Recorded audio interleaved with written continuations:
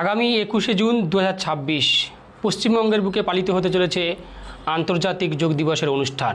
এই অনুষ্ঠানে উপস্থিত থাকবেন ভারতবর্ষের যশস্বী প্রধানমন্ত্রী, সর্বকালের শ্রেষ্ঠ প্রধানমন্ত্রী মাননীয় নরেন্দ্র মোদী মহাশয়, এবং উপস্থিত থাকবেন আমাদের যশস্বী মুখ্যমন্ত্রী মাননীয় শুভেন্দু অধিকারী মহাশয়। এই আন্তর্জাতিক যোগ দিবস উপলক্ষে কলকাতায় বিশেষ ট্রাফিক ব্যবস্থা চালু করল পুলিশ প্রশাসন।